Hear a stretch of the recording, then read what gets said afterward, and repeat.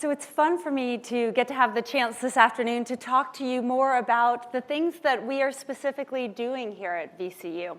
I'm going to be talking today about a project that we run called Spit for Science, which I've put in the context of a new model for thinking about research, how we understand the challenges that young people have, and how we can promote well-being in our young people. I'm going to start, though, with a confession, which is that I have been doing basic research on risk factors and resilience in the pathways to substance use in young people for almost 20 years now. And as Tom was mentioning, I have had millions of dollars in grant funding, largely thanks to the National Institutes of Health, to understand these risk pathways. I've written hundreds of scientific papers. I won awards from other scientists.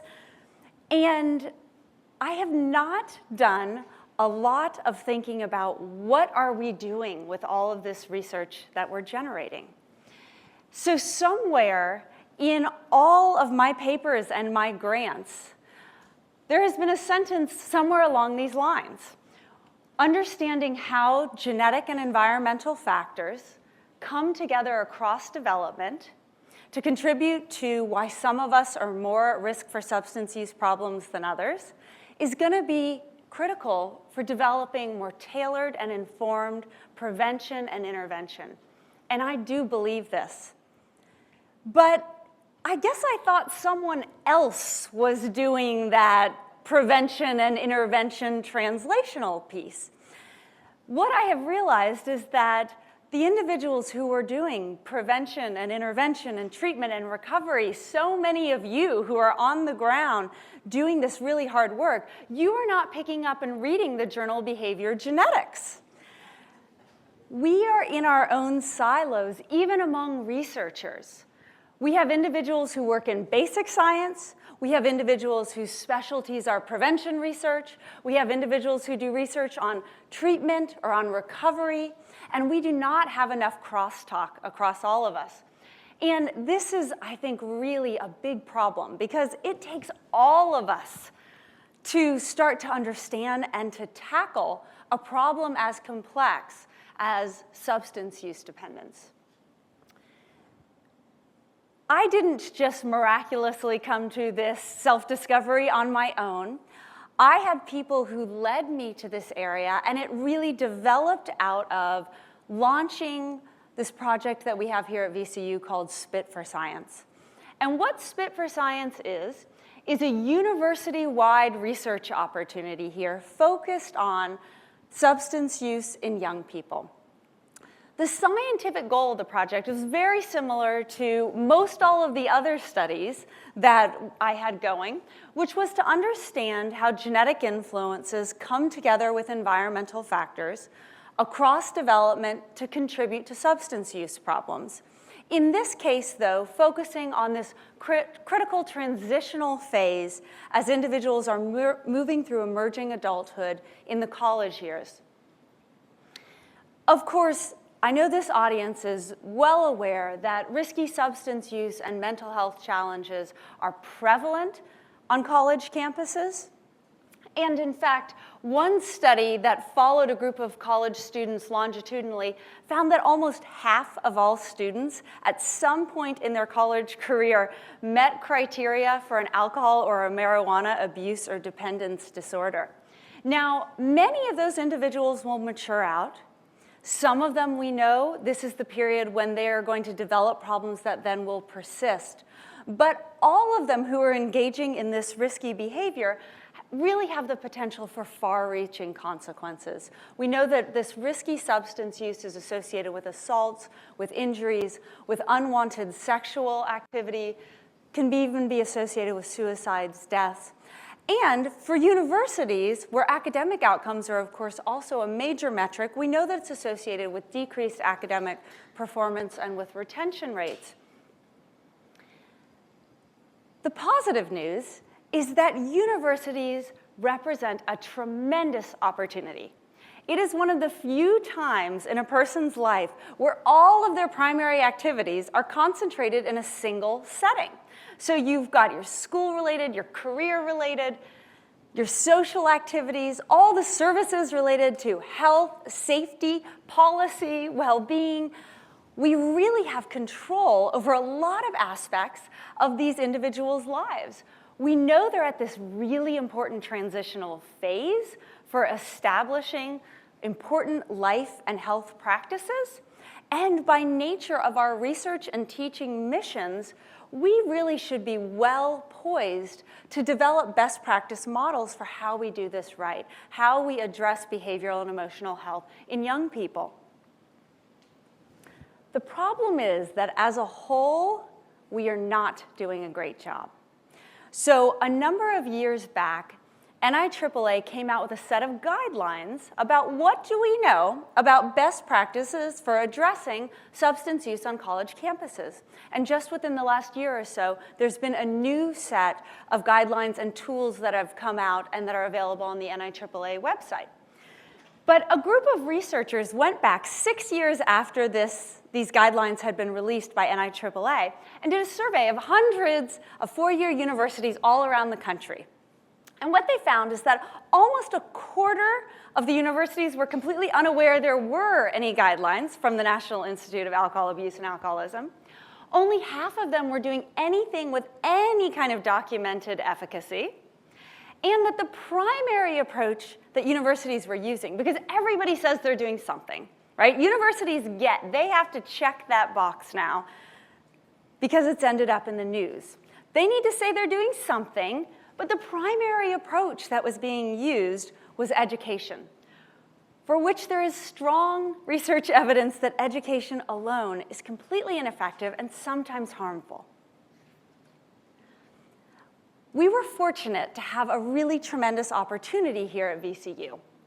We have a lot of research expertise in the area of substance use and mental health on our campus. And so our vice president for research talks about how if you combine grant dollars across the National Institute of Alcohol Abuse and Alcoholism, the National Institute of Drug Abuse, and the National Institute of Mental Health, the three institutes that fund substance use and mental health research, more money comes in those areas to VCU than any other area, including cancer. And we have a really famous named cancer institute, but yet we actually have more expertise in substance use and mental health than anything else. We were fortunate to have amazing partners over at our wellness center in Linda Hancock and her entire team who were open to researchers who came knocking on the door, interested in how we could partner. And we have a university that's really focused on cross-campus collaborations and how we can use our expertise to benefit our students and our broader community. So what is Spit for Science actually all about? What it involves is it's a 15 to 30-minute online survey in which we ask students a variety of questions about their family, their friends, their experiences growing up. There's a DNA component to the study, so they can do the online survey, and once they do that, they have the option of also doing the DNA component. We collect saliva, hence the spit in Spit for Science. It turns out that actually what you end up doing is drooling into a test tube, but Drool for Science doesn't hold near the appeal that Spit for Science does. And so it's essentially, who are you and how are you doing when you show up on our college campus? And then we do longitudinal follow-ups every spring thereafter. So how are you doing as you're moving through your college years? The reason, of course, that we collect DNA is that we know that environments are only part of the story. We are all at risk for something. We are all at risk for different things. Some of us have gotten unlucky enough to be more at risk for developing substance use disorders. So if we really want to understand what contributes to how well students are doing and to substance use and mental health outcomes on college campuses, we need to look at both pieces of the puzzle, the environmental factors and individual predispositions. The big question when we launched this was, would it work? Would the students participate? You know, college kids these days, they're pulled in a million directions. They're agnostic. We can't get them to do anything. I don't think of college kids at all that way. And in fact, they turned up in record numbers. So we have enrolled 4 cohorts thus far. We're looking to enroll another one, again, starting this fall. Almost 70% of all incoming freshmen have participated in this project. It's completely voluntary. We make that very clear. But I think that these high rates of participation are because we do a tremendous amount of outreach with our students. That this isn't just about researchers coming in to do a study. This is about their project and about how we can all work together to do something really profound and different. As I mentioned, they don't have to do the DNA component. They can choose just to do the survey. They get $10 for completing the survey. When they come in to get their $10 compensation, we also give them the option of giving a saliva sample. Almost all of our students, 97%, choose to also take part in the DNA component. We do a tremendous amount of outreach about how health is a product of genes and environments and how it all comes together, and how they can be a part of that discovery process, because we are still so far from understanding the underlying biology of substance use and mental health outcomes. And we have now almost 10,000 students who are participating in this project. They are all part of a registry, which means that we can invite subsets of our students back to do more intensive study. And so we have what we call spin-off projects across a variety of areas. So for example, we have spin-off projects in which we're doing brain imaging to look at some of our binge drinking students. There'll be a little bit more about that this afternoon. We've had faculty who've done ecological momentary assessments, so more micro assessments throughout the day, looking at connections between mood and smoking. We've done some studies of personalized smoking and alcohol interventions and their effectiveness. We have faculty who work in the area of racial ethnic identity discrimination experiences, how that might affect substance use. Another faculty member who's working on romantic relationships. So this is just a little sampling of how we use our data that we collect on all of our students to then focus on subsets of them to learn more. We have more than 60 faculty now from more than 18 departments all across the university, as well as many other trainees who are working with the data. Any faculty member or student can work with the data with, of course, appropriate protections and whatnot in place.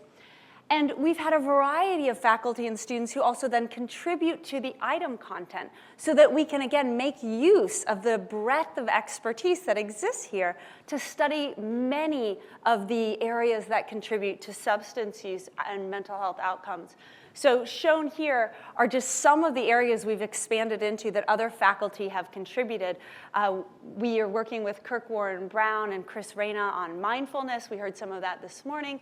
And so we have everything from mindfulness, e-cigarettes, parent-offspring communication, et cetera, all the way down to pet ownership and how that influences substance use. So we're really covering a breadth of areas here.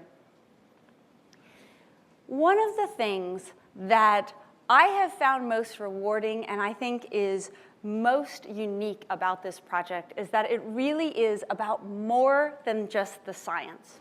So the science alone, I think, is tremendously exciting, and we are the only university who has a project of this magnitude, looking at genetic and environmental influences and bringing together such a large, diverse group of faculty to tackle these issues. So scientifically, it's innovative and it's incredibly exciting to be a part of. But it's really about more than the science. We're using it as a way to start a dialogue about substance use and mental health outcomes on college campuses. So we partner with Dr. Hancock and her team. They do love and liquor sessions with all of the incoming students. They are tremendously fun. Linda always promises that you will learn something, and I have learned all kinds of new things from being in them as well. We partner with her to also talk about the Spit for Science project and the opportunity for students to be a part of that as well. We use it as an introduction to research, to the idea that at universities, we don't just take courses, but they can also be a part of the process of discovery, of generating new knowledge and changing the world together.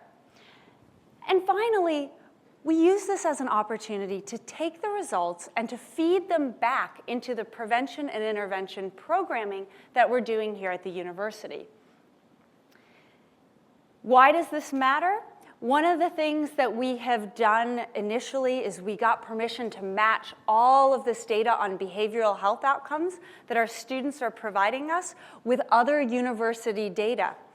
And so what this shows here is students, the number of substances that they endorse using. So this is across alcohol, marijuana, and other illicit drugs from none to 5 or more. And the rates of dropout, of leaving the university.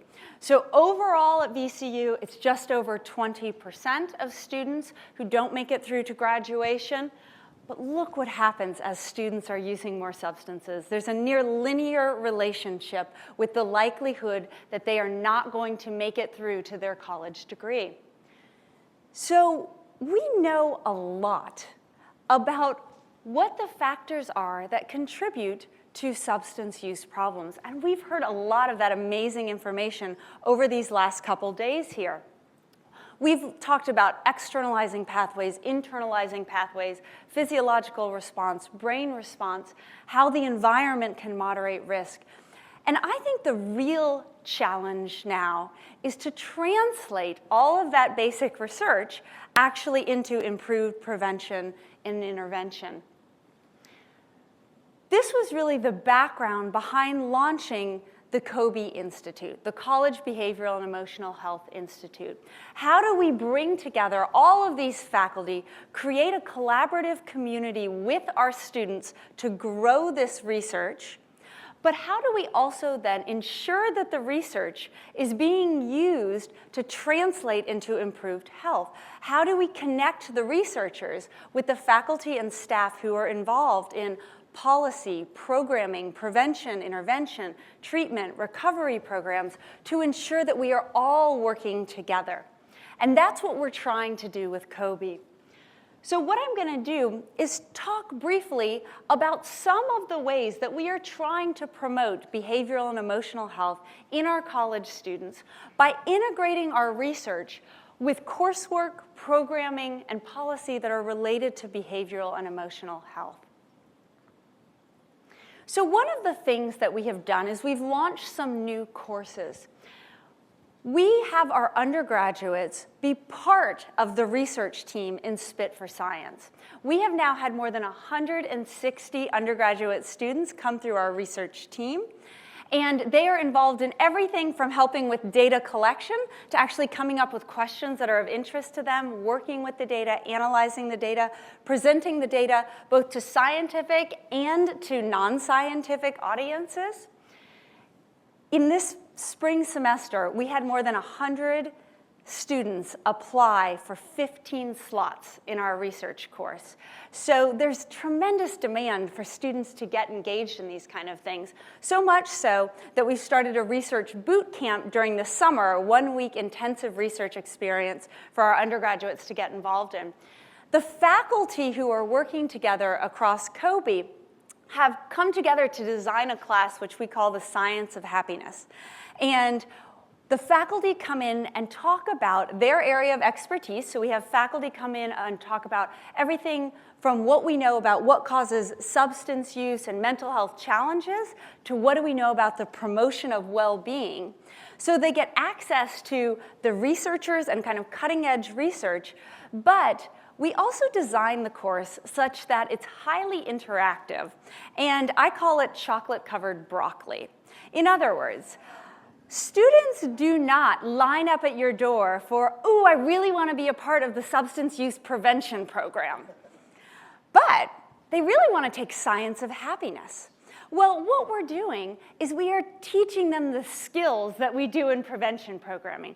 We are having them fill out surveys and learn about themselves and their tendencies and how do you effectively manage those tendencies and what are outlets for how you can use your strengths and your predispositions for good.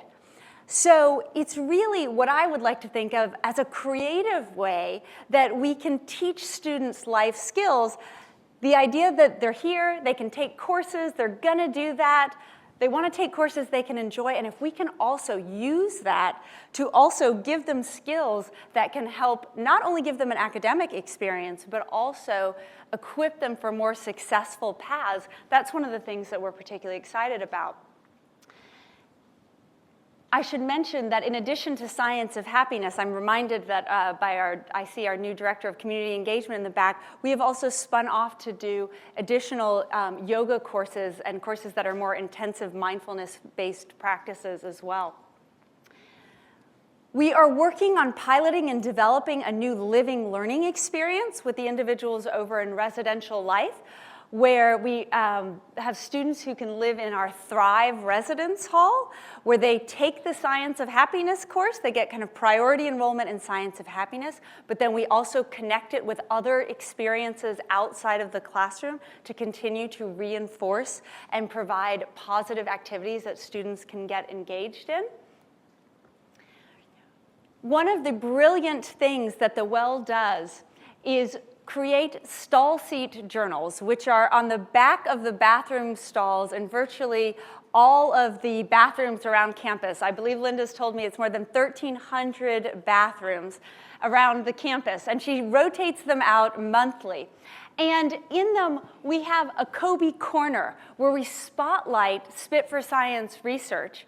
And the whole idea is we want our students to continue to feel connected to the project and to learn what we are learning. What are non-traditional ways that we can give the research back and continue to let them know about what we're finding?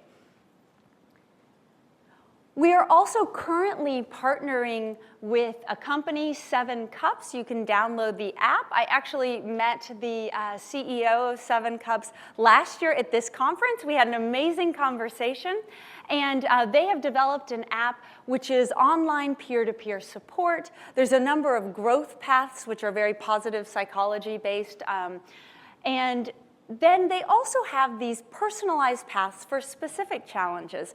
And over lunch, over a conversation, I said, you know, your personalized paths really could use some work. And he said, I know, that's kind of the last piece we're getting to. And I said, well, wouldn't it be great if you partnered with researchers who worked in all these different areas, right? Because there's one for ADHD and one for substance use and one for depression, et cetera, to really build those out. Because now what you have is within one single application, all kinds of different, you've got support, you've got personal growth, you have also support in areas that might be particular challenges.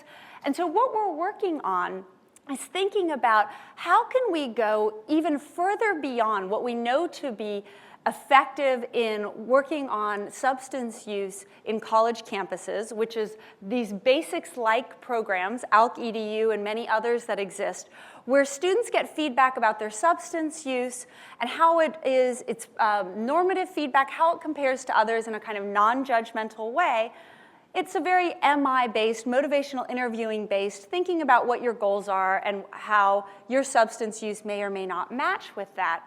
And as I was mentioning when I spoke yesterday, one of the, I think, exciting things about interdisciplinary research is when you come at things from a different angle, you see things that perhaps others who are in that space don't see. And one of the things that blew me away is that we are giving students feedback on their substance use, but not at all about the underlying risk factors. We don't have anything in there about these different pathways that might make them more or less at risk. And so what we're doing and piloting is expanding out these feedback modules so that they can learn something about what are the risk factors that you might carry, what are your strengths, what are the things that might lead you down paths you might not want to go down, and what are other outlets that you can channel these predispositions. So those are things that we are working on developing right now. We're also trying to spread science in non-traditional ways. And so we've hired a VCU student. Some of you all may have met him. He has been around. I see him in the back here. Craig, who comes out of our School of Mass Communications and has worked on building out our COBE website, our social media, creating a YouTube channel where all of the talks from this conference and other things that we do of this sort are there as a resource for members of the community. He has started a Why Science podcast with different scientists, researchers, and faculty and staff who work in this space and are doing interesting things related to substance use and mental health, as well as creating a monthly newsletter. And I think that it has been well received in terms of individuals who might have an interest and want to know the science, but are not going and looking up the scientific journals, which is where we have traditionally put that science. We are now starting to think beyond VCU as well. We have brought on a part-time community engagement individual, someone here who you all might have met, Patsy King, who's passionate about these issues, a community member, to think about how can we strategically partner with different groups, areas that are high priority to me and occurred to me that we can do a much better job is with, for example, engaging parents. I have a small child, so issues of self-regulation and pathways of risk are on my mind in ways that they were not prior to his entry into the world. So how can we work with parents at all different levels? How can we partner with schools? Alex talked about some of the beautiful work that he's doing at Collegiate earlier today. So my dream is really that we can create a best practice model for how we grow this research and how we ultimately link the research with practice in meaningful ways that support and promote behavioral and emotional health in young people. And when I say that, I'm talking about spanning all of us under the umbrella, from basic scientists through to prevention, intervention, treatment, and recovery. Because I think that we all have to work together across the spectrum in order to tackle something as complex as substance use. And I think that universities should be the ones who are leading the way on this. And so it's my hope that with our Spit for Science research project, with the COBE Institute, with all the partnerships we're working on building with the community, with all of you, that we can start to think about how we can do a better job moving forward and how we can bring together all of the amazing things that we might be doing individually, how we can synergistically take them to new levels. There are challenges here. It is not a panacea, as many of you know who are on the ground. One is that we have to get scientists out of their labs, right? The number of times that administrators say to me, "You're kind of not like most of our other researchers." And part of that might be because people who are attracted to science are not generally people who want to be out networking and politicking and meeting with folks all around different areas. We all have our own strengths, right? But part of it is because we also have a system that is set up to not reward scientists to do this kind of work. Scientists are rewarded for getting grants, publishing them in scientific outlets, talking to other scientists. And so we need to start to shift that model. The other big challenge, really, I think, is funding. There is a lot of wonderful science out there. And I know a lot about how to write grants to fund the basic science. But once you start to shift that to think about how do we actually translate that into programs, and programs that we can then sustain, when we know that they work, that has been tremendously challenging. And I think that it will take many of us thinking together about how we can create these systems and sustain them. And it will really take the engagement of the community to help make these things like COBE come together, function, and enhance our ability to translate this work to our students and to our communities. That said, I am tremendously optimistic. I look at all of the bright minds that have come together over these couple days, at all of the amazing things that you all are doing in the community, the passion that so many of us have, I do think there is a changing climate in terms of decreasing stigma, increasing awareness, and a real willingness to do something to tackle these challenges. And I think that we are really at a pivotal moment where we will be able to implement, take the research, translate it into practice, and really make a meaningful, systematic difference that can change lives for generations to come. I want to end by acknowledging that I am fortunate just to be up here as the representative of what is a massive team and a Herculean effort that it takes to run the Spit for Science project and all of the associated COBE-related initiatives.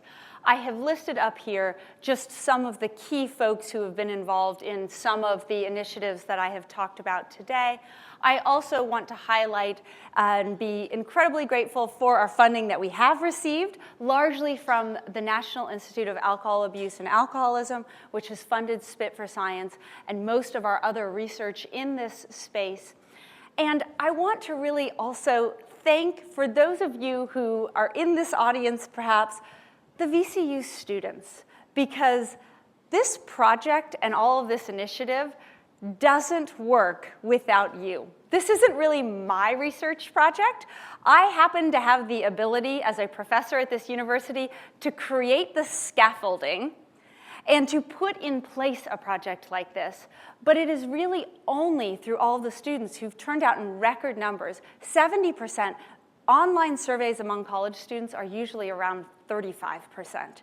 So it's the VCU students who are really elevating this to make the progress in discovering what is the underlying biology, how does it come together with the environment, how can we use this research and translate it into programs to benefit others. And I want to put a tremendous thanks out to you all as well for making it a success. Thank you all for your attention.